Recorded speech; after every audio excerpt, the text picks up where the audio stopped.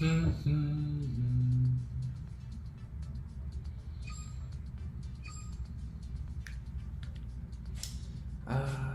touchy voice.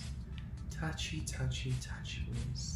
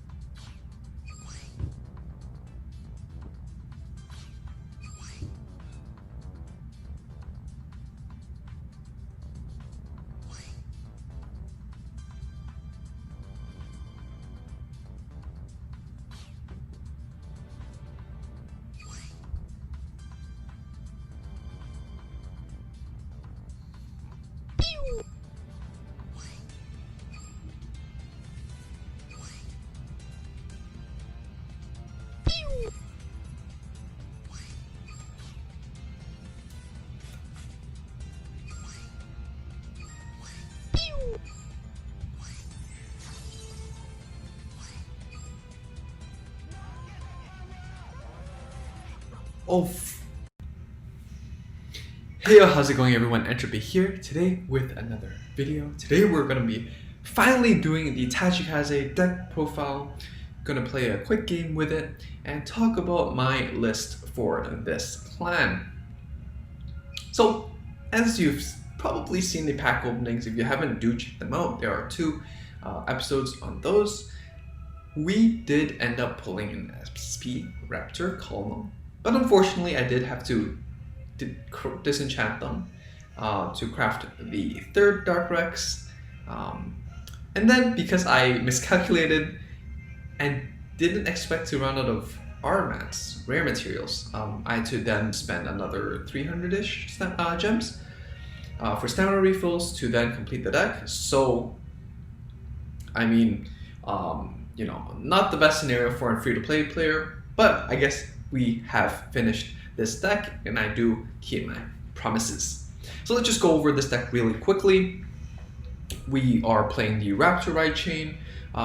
It is the, you know, if you ride the right grade 1, you get to check top 7 from the grade 2 or the grade 3 and add it to your hand. If not, you get to call this out from the soul. The grade 1 on place, you know, when rolled upon by the grade 2, you get to call a copy of itself, the grade 1, onto the field from the deck. The grade 2 does the same thing. When you ride the grade 3 on top of it, you get to call the grade 2 Raptor Captain from your deck to the field. So this way you're getting, you know, very consistent numbers. 7k, 9k is pretty good for their own respective grades. Set up your board, and plus, so your retire costs don't hurt as much. Next, we play the Brachio Chain at 4. So we're playing 4 of the Brachio Porter, 4 of the Brachio Carrier, and 4 of the Brachio Castle. And what these cards do is, the grade 1, when this unit is retired during your turn, counterblast 1 to call a Brachio Carrier from your deck. So the grade 2 calls out the grade 3, and the grade 3 calls out the grade 1. So what this means is during your battle phase, or main phase, when you retire this card, you can set up your board more properly in the main phase, or you can enable multi-attack options in the battle phase.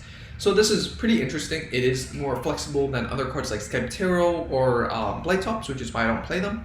Because, well, most of our skills are generally in battle phase, on retire during the battle phase, and these cards synergize better with, you know, that kind of skill.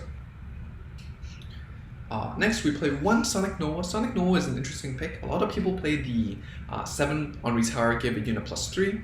I play the Sonic Noah because, well, the 8k vanilla base is always great. It is a one-off, so, you know, I personally don't put too much thought in it. You rarely see it, and, you know, it's a card that if you see, it's okay. If you don't see, it's okay. It shouldn't influence your strategy that much. And because it is an 8k base, when you do retire, you know, the grade 1, you're going to call it a grade 2 8k.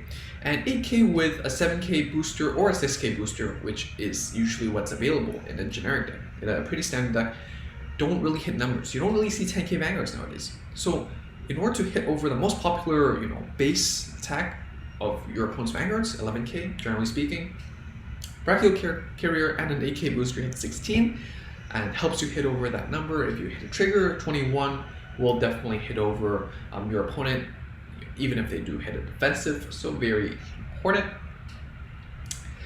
Next, we play 4 of the Raptors, 4 of the Brachio Carriers, 4 of the Assault Dragon Circular Spino. And this card skill is when it attacks, retire one of your outer rearguards to get +4 until end of battle. A lot of people play the 11k or play less of this card. I think that this card is very valuable at 4, and the reason why is because there are actually not a lot of retire skills in Tachis, which is interesting because that is their whole mechanic, right? To engorge, to cannibalize. But what this card does is when it attacks, you retire. So compared to the 11k is on place retire. And that way, you know, you can take advantage of the Brachios to, you know, set up a better board, but what the Assault Dragon gives you is you can do it during the battle phase, and so you can, you know, sack the grade 1 after you boost it with it, then turn it into grade 2 or grade 2 into grade 3 and hit numbers. This card also hits better numbers. 8 + 4 hits 12k, better suited to beat your opponent's, you know, 11k, 12k, 13k base Vanguards. With any of the boosters here, 12k + 6k is 18, which still does hit crossfire numbers, so it definitely does come in handy from time to time. And lastly, I play 1 Mega Rex. Again, it's the last slot. I don't see too much value out of the 11k, especially since we're not playing cards like Cyberterror or cards like Blight Ops that generally, or you know, too many options with mitigating the on retire cost. So Mega Rex is great, 10k vanilla, decent ride target, and still, you know, if you do hit that 1 of Mega Rex and 1 of Sonic Nova, I guess you get an 18k column that hits over crossfire numbers. Very rare, but again, the 1 of is generally a card that you don't mind seeing, and you don't mind not seeing, right? It's decent, it's an option, but you know, it's there. Next, we play 4 of the grade 3 Raptors, Raptor Colonel, and this card skill is Limit Break 4. When attack, retire 2 rearguards to get attack equal to the sum of them. This is great because, well, generally, if your opponent doesn't have, you know, 2 Interceptor or an interesting defensive board, your opponent might hit defensives, right? You know, if it's the 2nd or 3rd attack. And Raptor Colonel kind of goes over that defensive number by retiring 2 units that you can mitigate the cost with the Brachios. You get to add the attack into Colonel, so you can still hit over the defensive. So definitely great. And then we play 4 Dark Rex. Dark Rex still is in the bind zone, Limit Break 4. At the end of the battle, your Vanguard, your grade 3 or greater Vanguard attacks. If it did not hit, you can retire 3 to ride this as stand and draw 2. And to get it into the bind zone in the first place, it has a skill in hand, bind this card to have 1 of your units +3. This second skill does not require Limit Break 4, so you can use it early game and then surprise your opponent with the Dark Rex, because usually people don't really remember it happening, since it's such, you know, B's 3k value. But it does help you hit over numbers in your early game, especially since your grade 1s generally aren't the strongest. You know, a lot of 6k numbers, half your grade 1s are 6k numbers, actually. And then, well, you know, it could have been better as an 11k, you know, since you're superior riding it. But with the Brachios, if you do retire a grade 3 Brachio, we can then set up a grade 1 Brachio behind the Dark Rex and still hit 16k numbers. So I think if you play around with it, you'll see that it's not as bad as it sounds on paper. It's still pretty mediocre, meh to bad. Could definitely use some buffs, Bushi, but well, at least you still get to draw 2 from the superior ride skill. And lastly, we play 1 Savage War Chief. This is again a one-off slot. Again, cards that you're okay with seeing, okay with not seeing. There aren't a lot of great Tachi options. There is 1 double rare that's 11k on retire, get +1. But how often does that +1k, you know, play a role? Yes, 11k base can be argued to be better, but I argue that the 10 + 3 to help you hit numbers, especially since again your grade 1s on average are 6k. Definitely does need the extra 3k to hit over 19 and hit over the numbers that you do and are looking for. So anyways, without further ado, let's begin playing this deck. So yeah, unfortunately, we did have to disenchant the SP Raptors. Very unfortunate because I really like the animation, but you know, as a free-to-play player, you can't really complain, and I'm still pretty glad that we got that extra crafting material to do what we need to do. So we're gonna play against Pond X Slayer. Let's go fight. I win.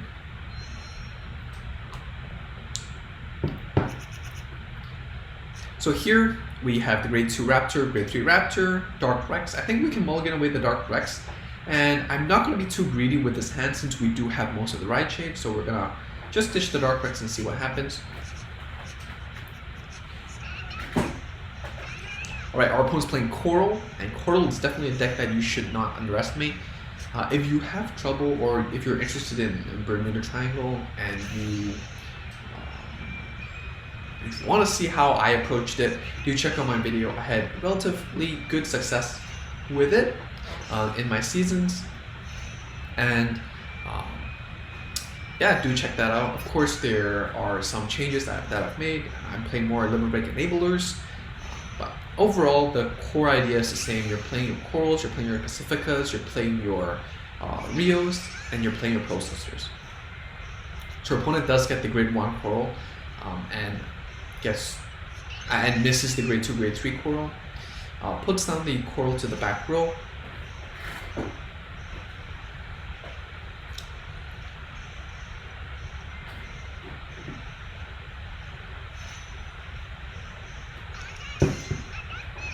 Hits the heal trigger. Unfortunate for them, pretty fortunate for me. I'd rather see it now than later. One thing that I'm sure someone would ask is, oh, well, if you're playing a ride chain, when would you not mulligan, right? Like, if I have one piece, would I mulligan it?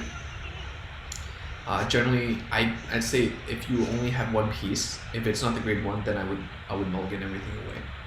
Yeah, and maybe keep one grade 1 if you don't want to grade stuff or you don't want to be that aggressive. And generally, if you're going second, it's more comfortable mulliganing aggressively because you're drawing one additional card, right? So do keep that in mind when you're making your plays. Here, I think I'm comfortable playing it a bit more aggressively because I do want to push the game forward because the Raptor deck really works when your opponent's at 4 or 5 damage late game. And the Brachio grade 2, generally speaking, I'm not very keen on keeping in my hand. I'd rather just play it and treat it as normal grade 2. That's because the grade 1 calls it the grade 2, but the grade 2 calls it a grade 3, right?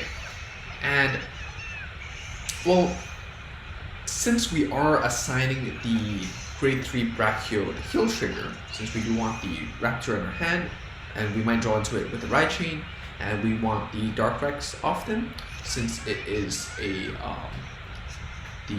superior ride multi-attack option in our deck, then generally speaking the Brachio grade 3 is assigned the heal trigger, and you don't really want to call out a heal trigger out of your deck.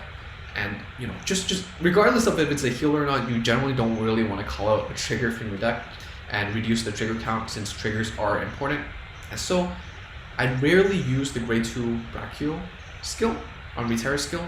And if I do, it's generally very late into the game when maybe the damage difference is big enough that I'm confident that even if I do check a heal, it won't proc, or that extra attack can pull out a PG or do something significant to end the game. So here we're pretty comfortable with our hand size. In terms of the aggression, generally you could have a lot more options to push up the game. Some games, you just pop off and you set up your multi-attacks really early on, your opponent doesn't hit damage triggers, and you can put them to 4 really quickly. But here it did not happen. But still, as you can see, even if you do miss the ride chain, things will still work out, so don't give up too early. So they're playing the Mirror Diva Biscayne, and this card is pretty interesting. Soul Blast 1, check top 7 for Biscayne to add it to your hand, and this is an option that I rarely see. It's pretty interesting because, well, if you do use the skill over and over again, it's like you're filtering through the deck, and Soul isn't really a cost in Bermuda. So it definitely could be considered. Fortunately, right now, especially since you're playing a ride chain, the grade 1 spot is quite tight. You play 4 PGs, you play 4 of the grade 1s, so you only really have 5 slots left. Would you play 4 of this over, a Pearl Sister, for example? Maybe not, maybe not. So yeah.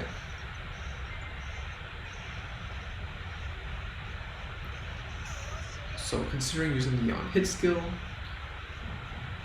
yeah, there's. I mean, if I were our opponent, I would put the Coral back to our hand because you can always put it back onto the board, but the option of putting it into your hand, it rarely comes by. And your hand's not close to the max hand limit yet, so you shouldn't worry about that. So here we draw into the Dark Rex. It's okay. We're gonna ride the Raptor Colonel, and with the Grade 2 skill, we're gonna Superior Call Grade 2 out. Do we have any retire skills? Okay. We're gonna play this turn vanilla. Not proccing any skills yet. Gonna pull up the 10k.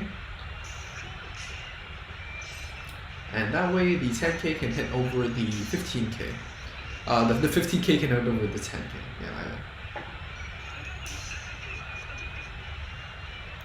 No triggers. Hopefully our opponent doesn't hit a trigger, so things go smoothly.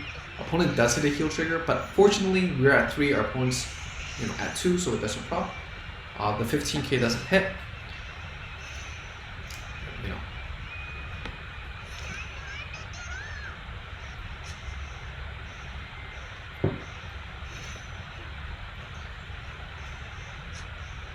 So I do like putting these 2 in one column, and that way when I retire 2, I get to basically retire both of them to switch into a grade 2 and a grade 1, so you still build a proper column back up.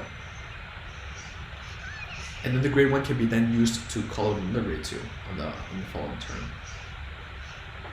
So our opponent does miss the Coral Ride and is running the Bermuda Princess Lena. During your turn, if you have 4 or more, +3, and when placed, return all of your rigors to your hand.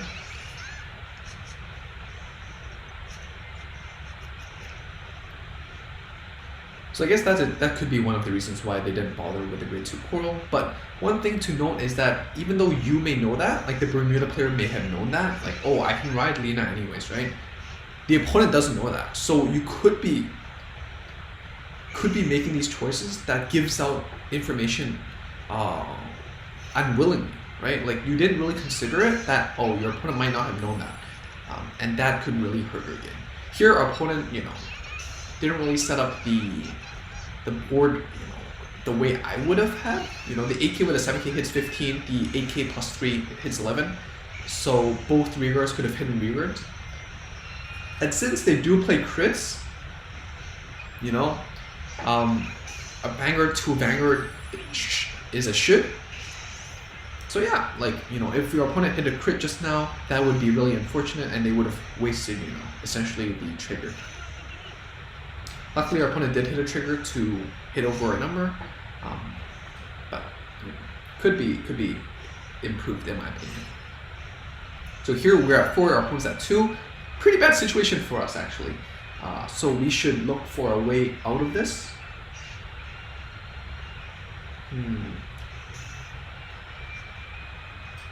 Grade 3 turns into grade 1. Okay, let's see.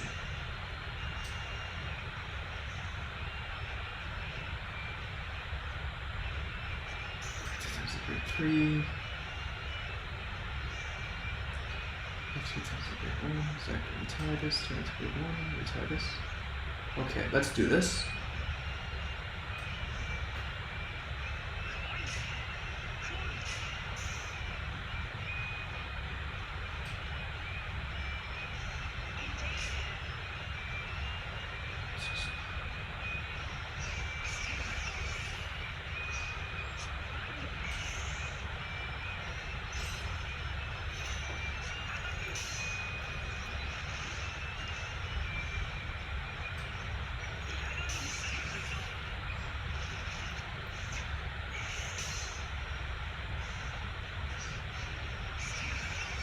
So this way I'm setting up 15k numbers. Is it the safest play? Probably not. It means that we are quite vulnerable actually.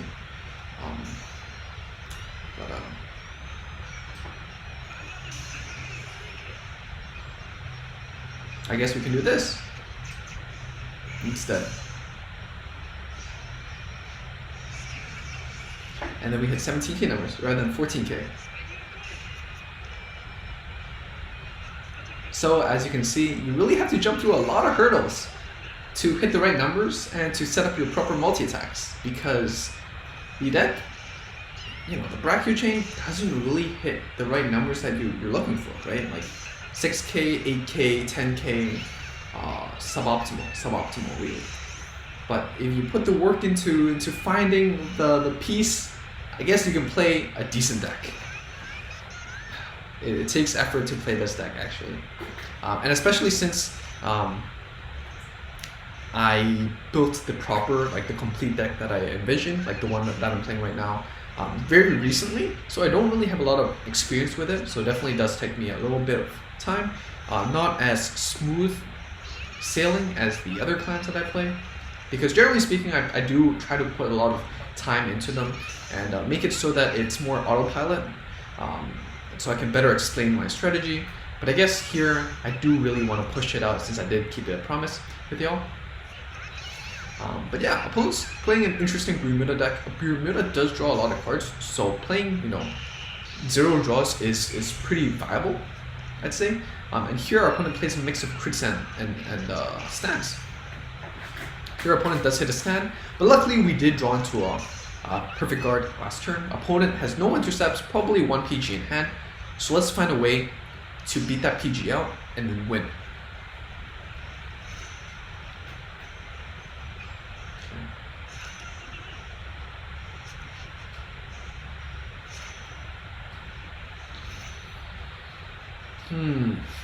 How can we do this?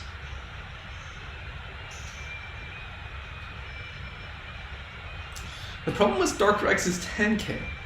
That's not good.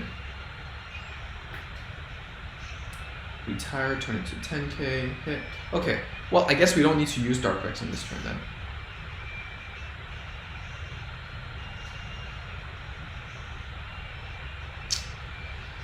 Is that the...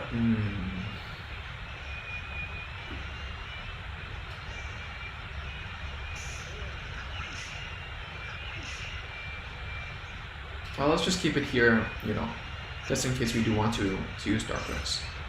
So we're gonna attack. Oh, I should attack, yeah. Retire this to turn it into a 10k. So 16k should be able to hit over, as assuming our opponent doesn't hit a trigger. So again, this is a very rare scenario where I would consider using the skill to pull out a heal trigger, because we do want to end the game right now. Opponent does hit a trigger, which is really unfortunate. Absolutely not what I'm looking for. So I guess let's attack rearguard. Anyways, you know, both rearguards don't do too much, but I guess I retire that because our opponent doesn't seem to have a lot of bounce options. We're gonna retire these two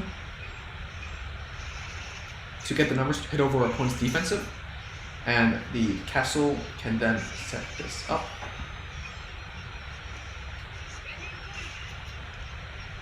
Filtering through our deck, hopefully seeing a trigger or two. No triggers. And it passes! And we win! Awesome. Alright, so now you get to see this rough little picture of... I don't even know this guy's name. But yeah.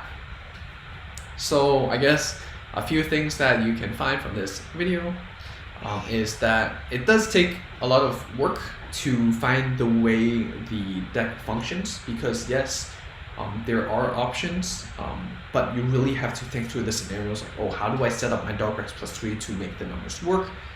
Do I really need to use it? And honestly, without the Dark Rex, the deck is still viable. Like, as you can see, even if our opponent did have a PG and the Dark Rex does proc, I still need to hit like multiple triggers to hit over that number, simply because Dark Rex is 10k instead of 11k. And if our opponent was 11k, hitting that trigger would have meant that they're at 21, and the Dark Rex would never ever pass. And so that's something that you definitely need to consider. Is the deck fun? Definitely. But I'd say this is a very challenging deck right now for a very low payoff. I do not really recommend this unless you're a really big fan of the clan. But if you enjoyed watching this video, do like the video, comment down below what you think about my build. What would you do differently? Are there any plays that you would have done better? Let me know down below, because again, as you can see, my clan level is only level 2. I don't really have a lot of experience with it. But yeah, I guess this is it for this video. Do test out the deck, do test out the Sonic Noah. I do think that it comes in handy. Of course, it is simply a one-off, So definitely something that you're okay with seeing, okay with not seeing. I will be doing a budget Tachi deck profile as I see a lot of positive feedback about the idea. So I'll be doing that soon, and I'll see you all next time. Bye.